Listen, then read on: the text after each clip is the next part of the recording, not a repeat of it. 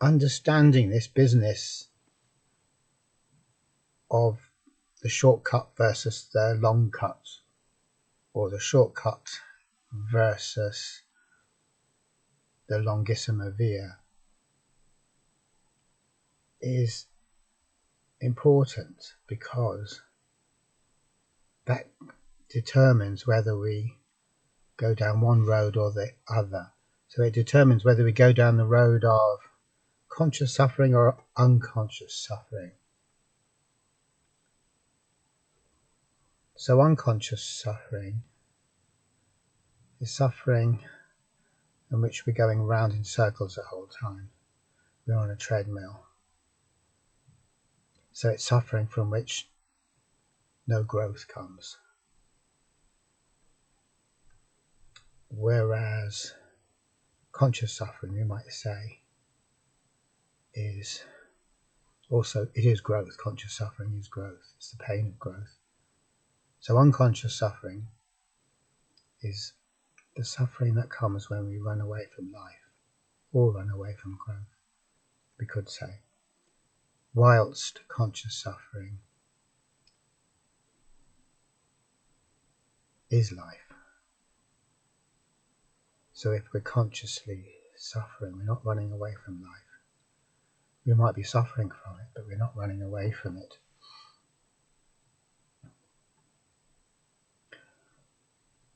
So this business of the shortcut versus the long cut determines which way we go,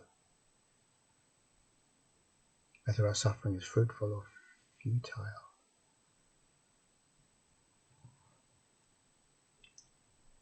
And so that'd be good to know. And of course, it doesn't necessarily mean that you're going to be using those terms. That's just one way of talking about it. But it's a way of talking about it we'll stick with just for a while. So the thing about the shortcut is that very obviously we do have an idea about where we're going or where we want to go. We could hardly have a shortcut if we didn't know where it was a shortcut to. So shortcutting is always a shortcut to X or Y or A or B or whatever. And further to that, we can also say that a shortcut involves a polarization between where we are but don't want to be and where we aren't but want to be. And this polarization, another way of talking about this polarization is to talk about evenness. So when we're hooked on the shortcut, our attention is uneven. Our way of relating to our own lives is uneven. And what I mean by that is that by identifying a shortcut and identifying a goal, I'm actually turning my back on where I am. So by saying that is especially good, I've devalued where I actually am, which is a fairly familiar idea. But just sticking with it a little bit longer, it's possible to see just how disastrous this is if where I am is the important thing, and it actually is the important thing. It always will be the important thing. So when I'm on a shortcut, everything's about getting to where I'm going, and the part of my life that I'm engaged in, I'm actually not engaged in. It's valueless to me. It's only a stepping stone at best. I can't wait to hurry on to the next bit. So that's a very well-known type of attitude that we have to life. And the thing about it is, when we look into it, we can see that all my orientation is towards an idea, a construct in the mind, and none of my orientation is to reality as it actually is, as it's actually happening. So as soon as I create this polarity, what's happened is that I've created a kind of oversimplified situation. And you could imagine that there's all these field lines, like the field lines that run from the South Pole to the North Pole, and they're all heading towards the North Pole being wherever I'm shortcutting to. And so everything is driven, everything is compulsive, and everything is very, very simplified, because the only thing that matters is getting there. And that's going to solve everything. And so it can be seen by looking at things in this way. We create a very appealing situation where the answer is very simple, and there seems to be an answer. And that's a big thing in itself, because there never is an answer. There's no answer to life, because life isn't a problem. It's not something that you can say there's an answer to it. Obviously we can't have that way of thinking.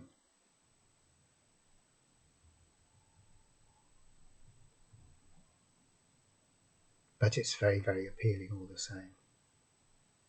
And whilst we're engaged in rushing along the track to where we are supposed to be going, it is very meaningful to us, very engrossing, and we feel that we're getting somewhere. Everything's been polarized down nicely, and that feels great, because in a totally false way, I feel that I'm solving life, or solving the difficulty that I'm going through. So we could call this theatrical escaping. It's theatrical escaping because there's no escaping at all. There's no escaping the state of mind that we're in. This is not something that ever can be escaped. If it's a painful state of mind, I can't escape that pain. There's no escaping it. And to see that is a liberating thing. But when we're in that situation, what we do is that we play this trick whereby we put all our money on theatrical escaping. Now, theatrical escaping in no way has got anything to do with any sort of escaping at all, because there is no escape, but we believe there's an escape. And that keeps us going, that gives us hope, that gives us direction, that gives us the polarity. So on the short term, we are escaping our suffering, because now we got this feeling, yes, I can do something about it, and we feel good, we feel euphoric because of that.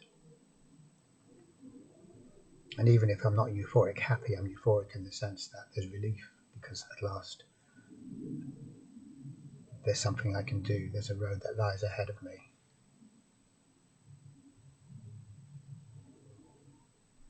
But as always, the short-term gain of the euphoria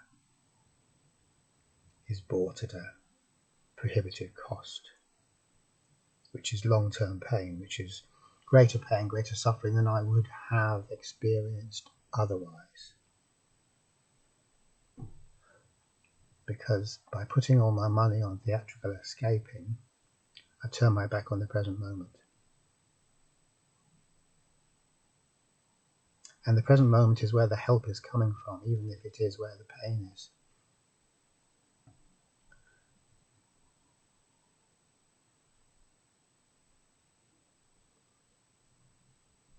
As Rumi says, the cure for the pain is in the pain.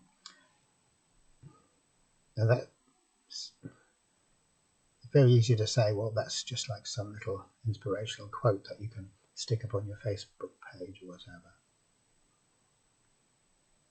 And if we superficially look at it that way, we can say, yeah, it's quite the same as a lot of superficial type inspirational quotes that actually don't mean anything at all. But that's not the case. That's not the case as far as Rumi is concerned. If Rumi said it, we can be sure that it isn't just a throwaway phrase. And it isn't just a throwaway phrase because by sticking with the pain and not theatrically escaping, we're sticking with life, which means that we're consciously suffering, and theatrical escaping is unconscious suffering. So, as I was saying, unconscious suffering, we're running away from life. So life can't help us. I mean, I know that if we were to say that, if I were to say that to someone who was suffering, they might not be too impressed, and they would point out perhaps that life isn't helping them very much at the time because they're in an awful lot of anguish or pain or distress. And not denying that, not in any way trying to take from that suffering. We have to acknowledge that suffering, but at the same time, the help is there as well. It's not just suffering, there is help there.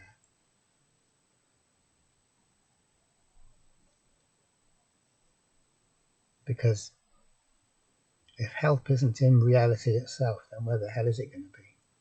It's certainly not in our mind-created fictions and our mind-created theatrical escaping. That's just the promise of help, the promise of relief, the promise of escape. Empty promises,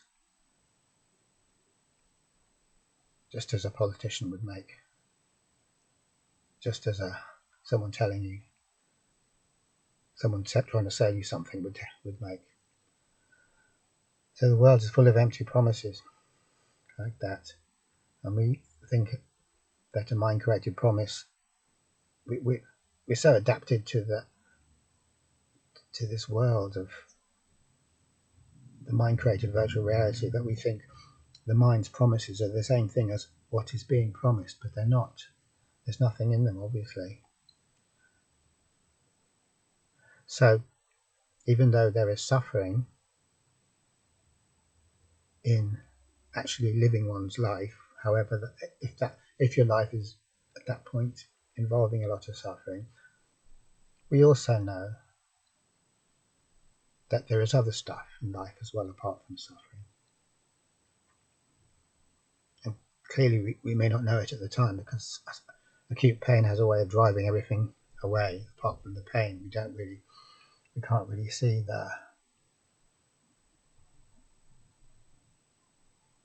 the beneficial, the blessing that is in life. We can't see it, and that's just the nature of pain. A good bit of the pain or suffering is that we can't see it. And so actually, as far as we're concerned, reality, whatever the hell that is wholly bad. It's wholly inimical.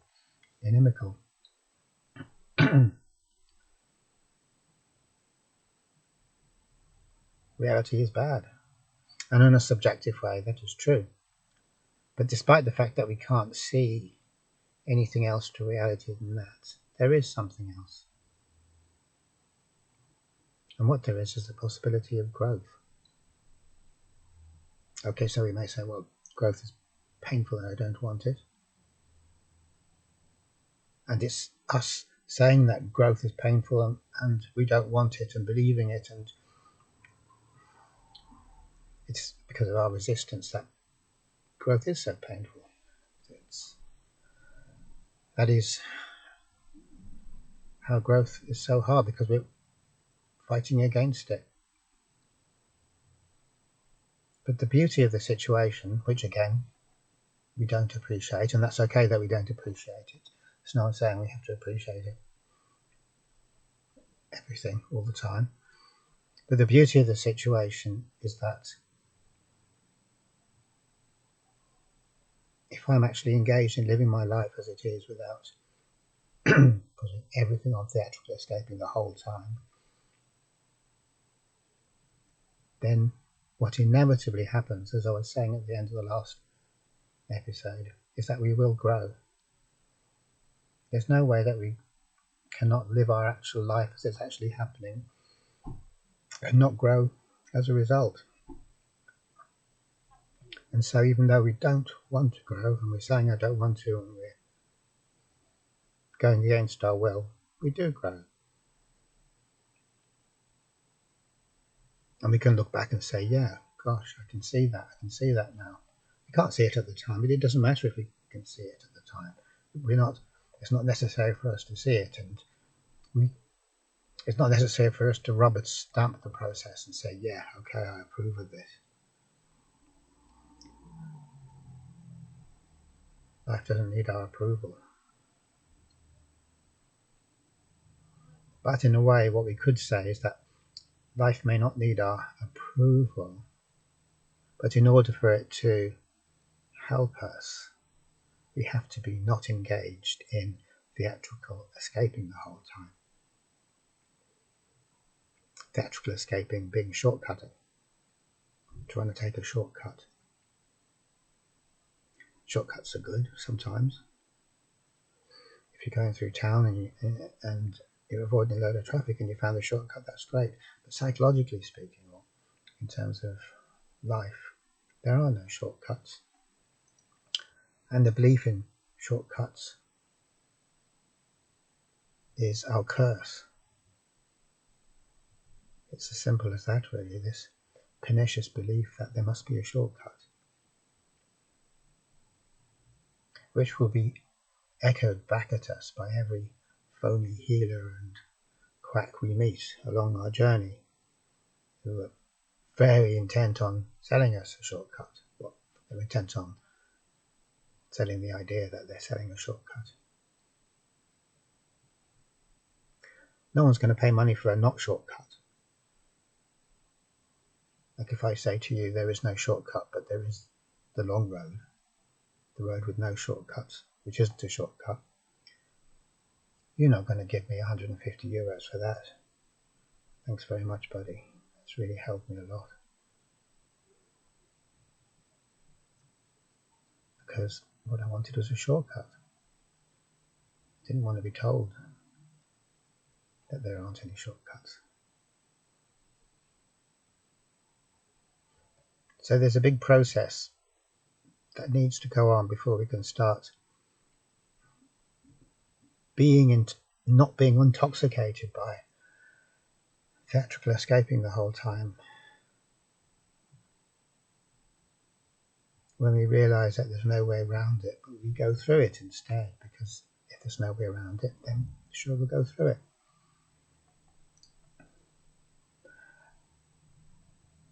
And the necessary thing in order to disinvest from this idea of the shortcut is to absolutely see that all a shortcut is a polarity. I'm rushing from the South Pole to the North Pole. I'm trapped in that compulsive field, therefore I'm being controlled by it, I'm being determined by it, I have no free will. And then as soon as I get to the North Pole, I'm flipping around and doing it again and again and again. And I'm always trying to escape in unconscious suffering, and I never am escaping.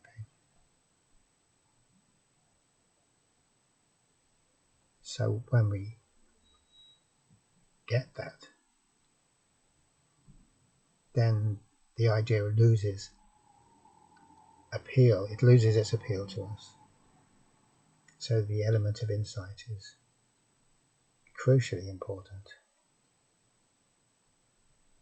We just have to keep on looking at it and keep on making the mistake of falling for the shortcut. And it isn't even a mistake if we are learning through it, if we're becoming disillusioned from falling for the shortcut every time. That's not a mistake, it's part of the process of seeing through it. And so then, having seen through it, when the thinking mind dangles in front of us, or when some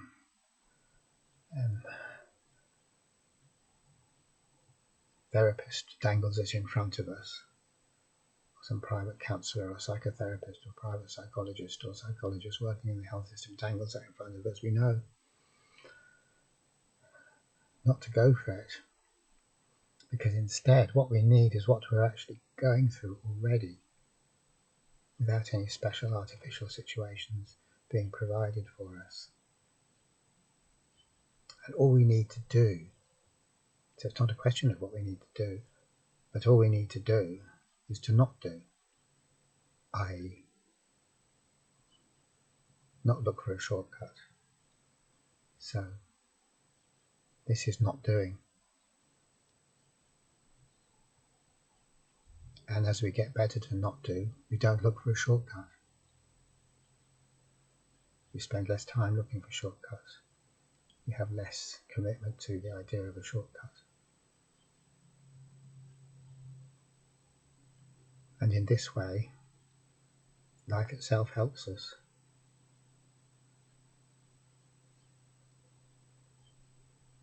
As it always must, because what else can? The thinking mind most certainly can't, even though we think the thinking mind is so very great. Okay, thanks for watching.